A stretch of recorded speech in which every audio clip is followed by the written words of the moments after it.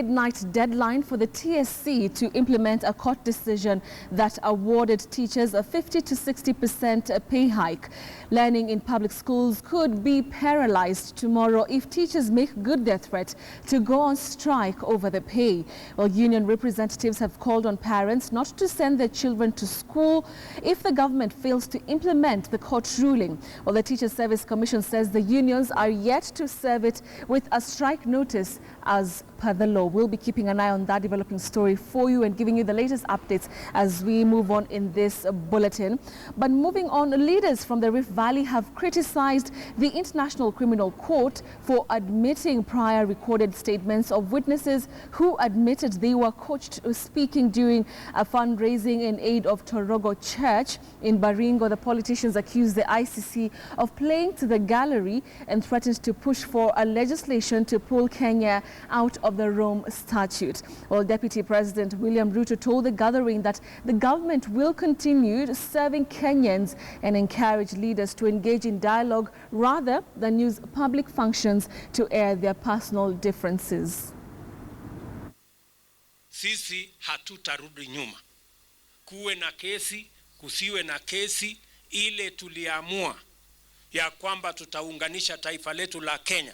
Tuondoe kisirani ya ukabila na fujo, na nyinyi wananchi mkakubaliana na sisi mkatupigia kura, na Mungu akatubarikia tukashinda tukapata serikali. Hatuwezi kurudi nyuma. That is our commitment and that is our pledge and that is what we are going to do. You have been lenient enough with the ICC. You have done all you can to cooperate. I think this time around we must change the rules, we must up our game, and if ICC has to do business with us, it must follow the law. Sisi wa Kenya ndio tuliweka ile mkataba ya Rome Statute. Na sisi ndio tunaanza kujitoa. Na rule of law si kubadilisha goalpost katikati.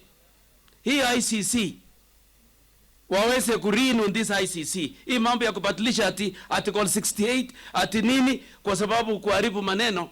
Mimi naomba serikali yetu high level consultation kati ya Kenya government na Obama government, hili mambo hii ifutiliwe mbali. South Sudan's rebels and government traded accusations over the weekend, just hours after a ceasefire aimed at ending a brutal civil war in South Sudan came into effect. Now, rebels accuse the army of violating the deal by bombarding their positions along the White Nile River. Government forces dismissed the allegations, while at least 7 ceasefires have already been agreed and then shattered within days or even hours. A ceasefire aimed at ending a brutal civil war in South Sudan came into effect Saturday evening hours after fresh clashes between government forces and rebels, sparking concern for a hard-won peace deal. It remains unclear whether the deal pushed by IGAD would hold. Earlier Saturday, South Sudan's army and rebels accused each other of sparking fresh fighting in the past 24 hours in the northeast. Rebels of Riek Machar attacked Malakal town yesterday at 5 p.m. and continued to shell Malakal and again repeated the attack on the town at 10 p.m. at night. Sudan People's Liberation Army spokesman Philip Aguer said the rebels used mortars and machine guns and that one government soldier was wounded. We are accustomed when Riek Machar forces attack SPLA, the language of the international community is that both parties have violated the ceasefire. We are saying we have all the rights for self-defense. Wherever forces of Riek Machar attack SPLA, we will fight only in self-defense because we respect and are committed to the peace agreement signed by the commander-in-chief of the SPLA. Rebel spokesman James Dark denied his camp had fired first. A peace deal signed by rebel leader Riek Machar on August 17th, but only signed President Salva Kiir on Wednesday last week, gave a 72-hour deadline for permanent cessation of 20 months of hostilities. The UN Security Council last week threatened sanctions against anyone who undermined the accord, which gives the rebels the post of first vice president. Well, coming back to Kenya, the Orange Democratic Movement says the party's grassroots elections, which started last month, are on course. Well, speaking to the press this morning, National Election Board Chairperson Judy Pareno said no major hitches have been reported and urged party members to participate in the process. Nairobi branch will hold its grassroots elections on the 5th of September. On 31st, we did the wards. And on 29th is when we did the polling stations, and on 30th we did the wards. That was yesterday. And today we are doing the constituencies. This, by the end of business today, we should have the results from all the constituencies. So I'm glad to say that so far it's 80% in terms of success in the 6 counties. And the exercise will be concluded tomorrow in all the 6 counties. And we expect it to continue smoothly.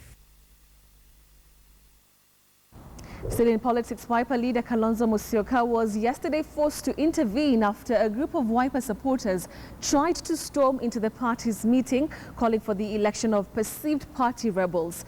Kalonzo called on the supporters to stay calm and let him handle the matter. The party is holding a retreat to strategize ahead of the 2017 elections. The party will discuss whether to front its leader Kalonzo Musyoka as Quad's a flag bearer in the coming elections. Wiper leaders have been pushing to have Kalonzo declare he will be running for the presidency in 2017. The issue of the party rebels will also crop up during the retreat. Machakos Governor Alfred Mutua sent apologies.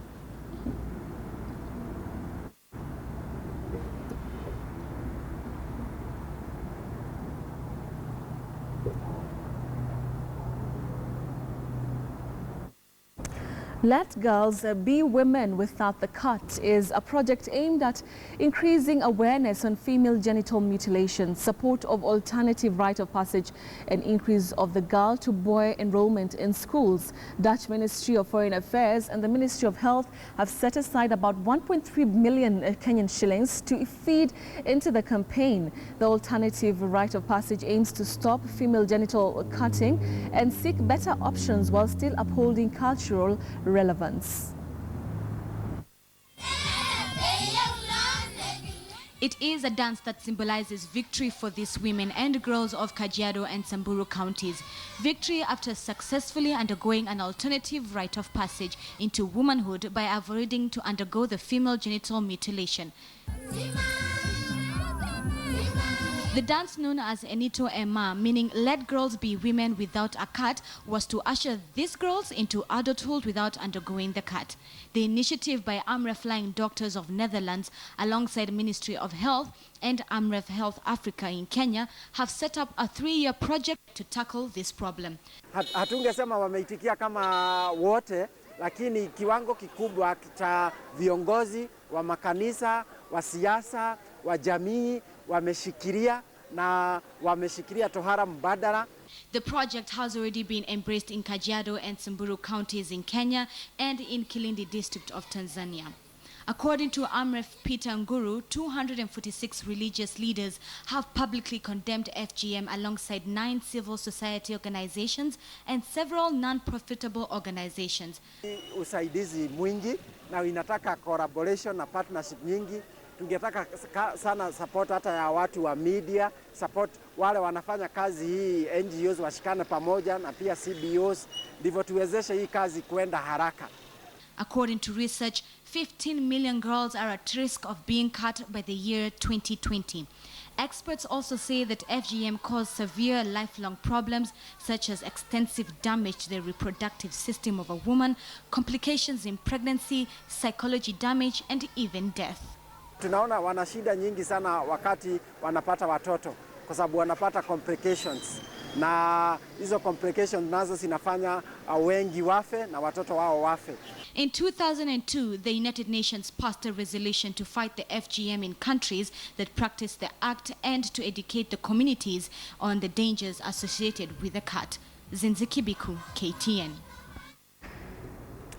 10 people were last night injured in a road accident along the University Way here in Nairobi. 6 of them were seriously injured and rushed to Kenyatta National Hospital. Eyewitnesses say the matatu brakes failed, forcing the the driver to ram into barriers.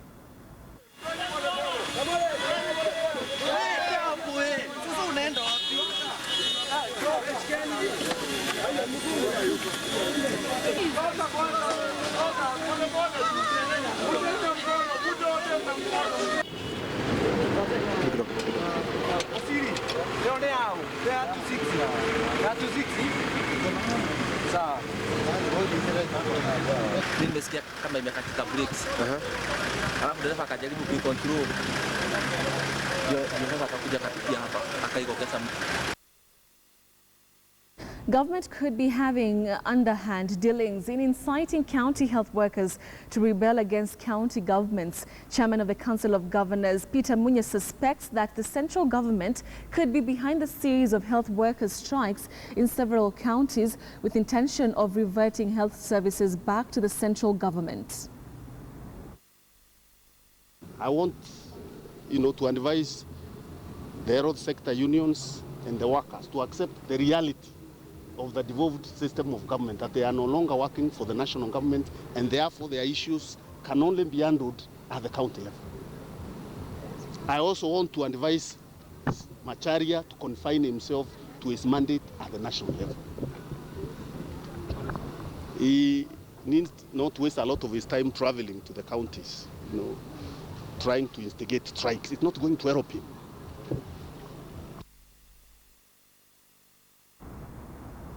Right, and Peter Munya, the chairman of the Council of Governors, will be on KTN Prime this evening at 9 p.m. Do join him to talk about a raft of issues, including that particular issue that he has raised concerning health devolution.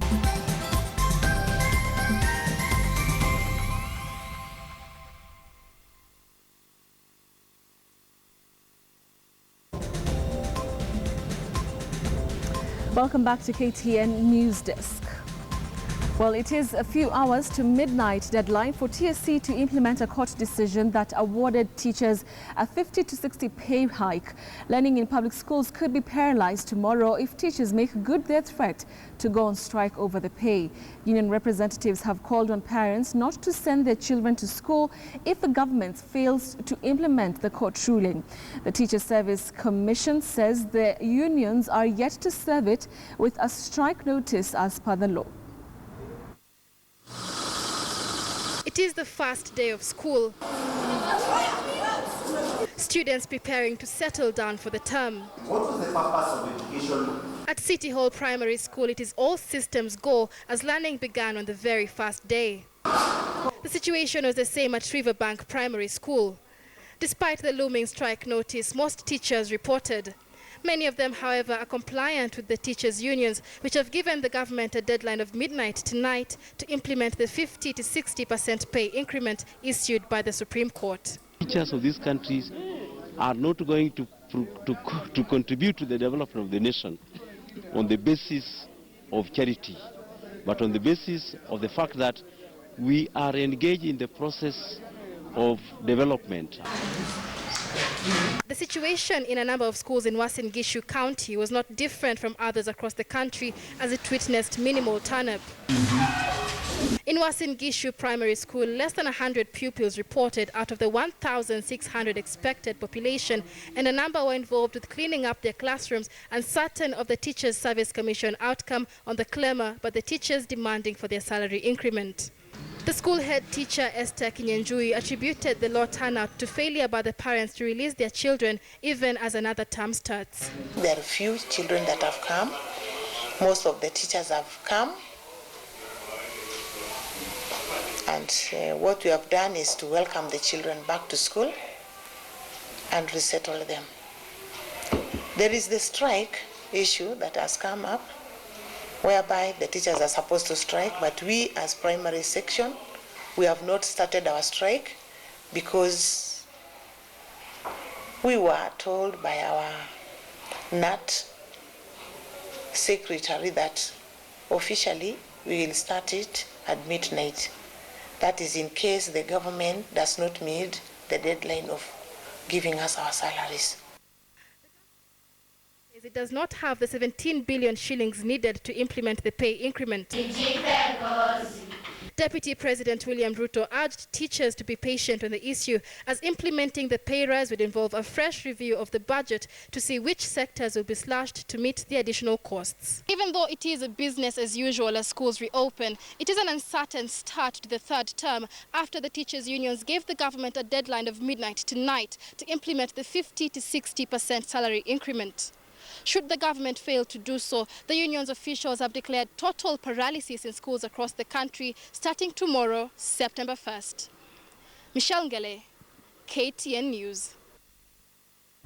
Right, we now take a look at stories making headlines across our borders. In Egypt's legislative elections, the first since President Abdel Fattah al-Sisi took office, are to be contested in phases starting October 17. The polls had initially been scheduled for early 2014 but were repeatedly delayed on legal grounds amid charges from rights groups of repressive measures during a crackdown on the Islamist opposition. 17th to December 2nd elections will be contested more than 2 years after the military under Sisi, who was then the army chief and won a presidential election last year, overthrew President Mohamed Morsi, whose now banned Muslim Brotherhood had swept Egypt's last legislative vote in late 2011. The Constitutional Court had ruled in March that part of the electoral law was unconstitutional, prompting the latest delay before the Electoral Commission began work on setting the new dates. The same court had dissolved the previous parliament, which was elected after the 2011 uprising that forced longtime dictator Hosni Mubarak from power. The elections are important to Sisi as he seeks to show up his standing in the eyes of Western governments that condemned his overthrow of Morsi, Egypt's first freely elected leader. In a complex electoral system for the 568-member parliament, a sector of the electorate living abroad will vote on October 17th, followed on the following 2 days by voters in 14 of the country's 27 provinces. Runoffs in the same constituencies will be held on October 26th, 27th and 28th. Remaining voters abroad and inside the Arab world's most populous country will take part in a first round on November 21st, 22nd and 23rd, followed by runoffs on November 30th, December 1st and 2nd. 27 of the seats in parliament will be appointed directly by the president, with the rest contested through party lists or an individual basis. Michelle Ngele, KTN News. Technical University of Kenya, Nairobi are the winners of this year's Super 8 soccer tournament. TUK emerged 4-2 winners over Kiambui in post-match penalties to clinch this year's title at the Nyayo National Stadium.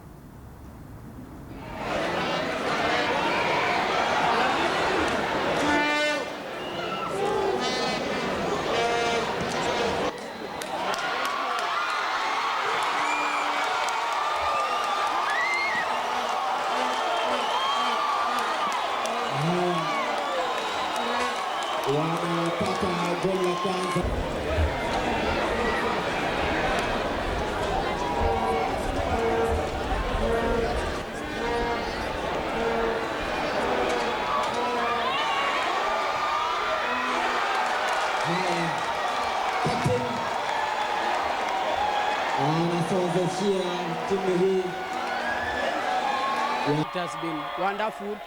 Tumeenjoy sika wachezaji, tumegain a lot from the tournament in terms of equipment, in terms of balls. Tumeenjoy tu sana. We are hoping that by the end of the tournament we would have identified a few people who will be able to go to bigger teams and possibly even other teams outside the country. Top Fry Nakuru have cemented their lead on top of the National 7 Series standings after winning their home tournament for the first time, beating Menengai Cream Homeboys 7-5 in a 10th final at the Nakuru Athletic Club tournament. MVP Geoffrey Omindes scored and converted his own try 3 minutes from halftime to put the Wanyore 7-0 up before Oscar Ayodi replied with a try for Homeboys, breaching the Wanyore defense to touchdown. Augustine Lugonzo missing the conversion at halftime, while Pan-Africa's Strathmore Leos rallied from a 7-17 deficit to beat Resolution Impala Saracens 19-17 to claim third place. Kabras Sugar lifted the plate title with a 28-12 win over Kenya Harlequin as Blackbird upset Western Bulls 10-5 to claim the bow.